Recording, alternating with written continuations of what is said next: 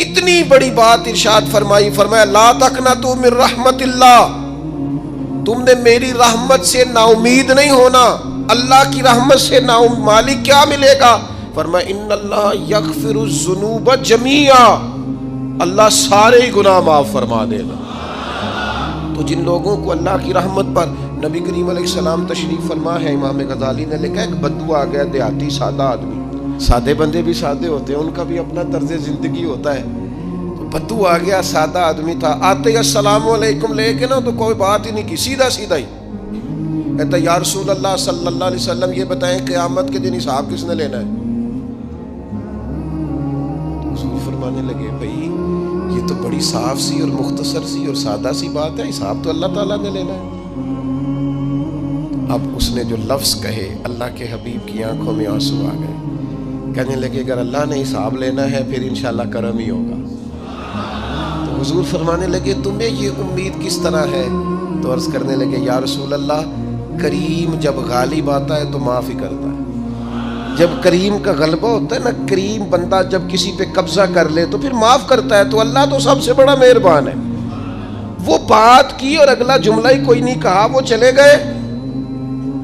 تو حضور علیہ السلام نے اب اس بات پر رزلٹ دیا، فرمانے لگے کریم محبوب بندہ سادہ تھا، بات بہت بڑی کر گیا ہے، بڑی بات کر گیا، سادہ آدمی۔ میرے عزیز، اللہ کی رحمت پر جن لوگوں کو امید ہو، انہیں موت سے ڈر اور پھر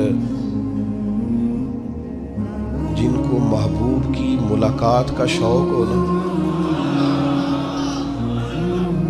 ہم نے جان دے دی وعدہ دیدار پر، ہم سے وعدہ کیا گیا تھا کہ تم مرو گے نا تو تمہیں دیدار ملے گا، تو ہم نے جان ہی دے دی وعدہ دیدار پر، جان ہی دے دی وعدہ دیدار پر۔ اور پھر فرماتے ہیں نقد اپنا دام ہو ہی جائے گا، فرماتے ہیں ہم نے جان دی ہے اس وعدے پر کہ وہ ملے گا، تو امید ہے کہ یہ سودا ادھار نہیں، جیسے ہی قبر میں جائیں گے سامنے حضور کی زیارت نصیب ہو جائے گی۔ اس لیے لحد میں بھی عشق رخ شاہ کا داغ لے کے چلے، اندھیری رات سنی تھی سو چراغ لے کے چلے۔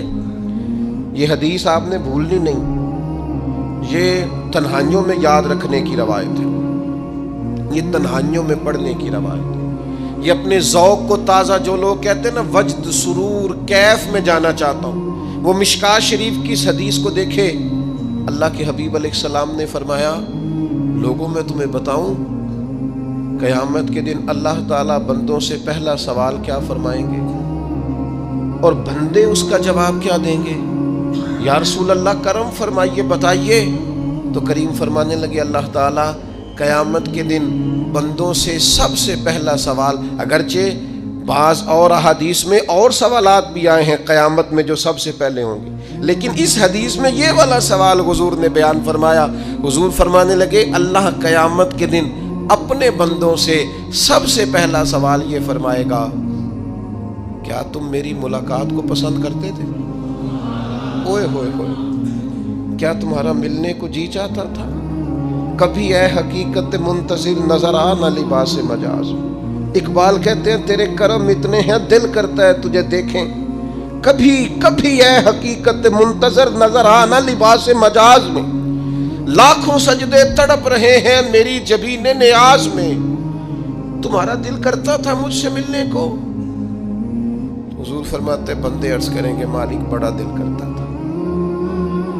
تو پھر اللہ فرمائیں گے یہ گفتگو کی معنویت تو دیکھو یار، اس کا حسن تو دیکھو۔ اللہ پھر پوچھیں گے کیوں دل کرتا تھا تمہارا؟ دل کرتا تھا تو کیوں کرتا تھا؟ عرض کریں گے مالک اس لیے کہ ہمیں امید تھی کہ تو معاف بھی کر دے گا، رحمت بھی فرمائے گا، اس معافی کی امید پر دل کرتا تھا تو ملے۔ حضور فرماتے ہیں پھر رب فرمائے گا مجھ پر واجب ہے، میں نے اپنے کرم سے واجب کر لیا ہے کہ آج تمہیں جنت عطا کروں گا۔ یہ جو ملاقات ہے نا، ملاقات کہ وہ ملیں گے، ان سے ملاقات ہو۔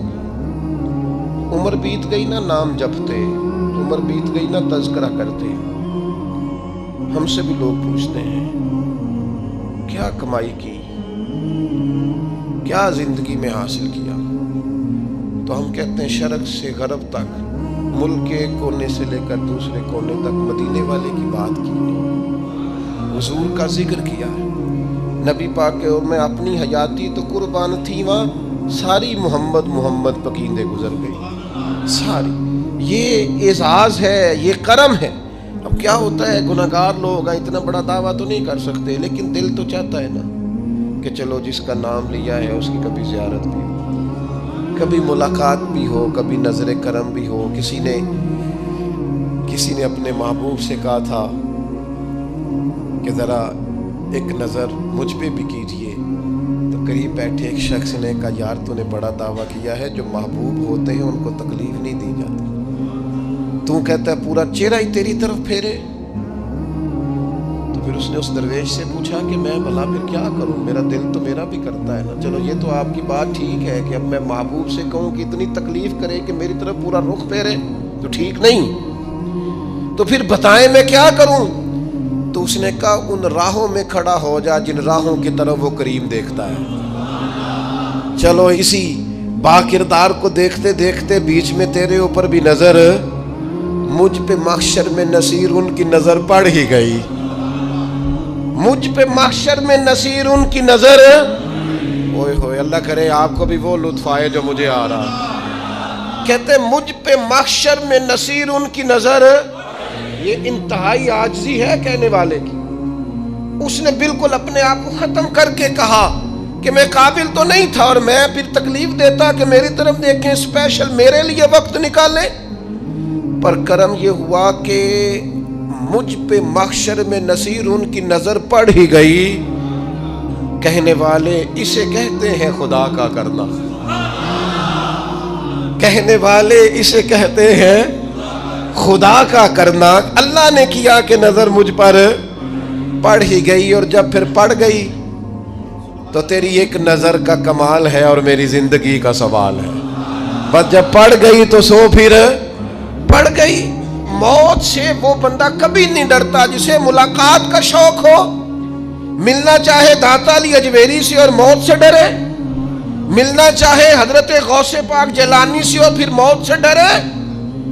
زندگی گزری ہو علی علی کرتے پھر موت سے ڈرے۔ عمر بھر سیدنا عثمان غنی کی سخاوت کی بات کی ہو اور پھر جنت میں جا کے ان سے ملنے کا شوق پیدا نہ کرے۔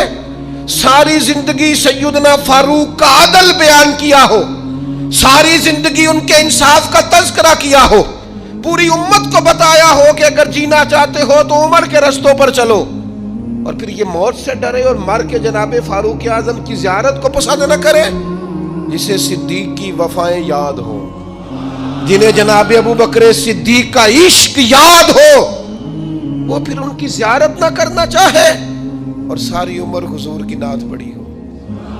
مانا نہیں آتا تھا پھر بھی کہا بلغ العلا بکمالہ کشف الدجا بجمالہ حسنت جمیع خصالہ صلو علیہ والہ سے نہیں ترجمہ آتا تھا، پر جب بھی کو پڑھتا تھا یہ بھی جھومتا تھا مولا یا صلی وسلم دائماً۔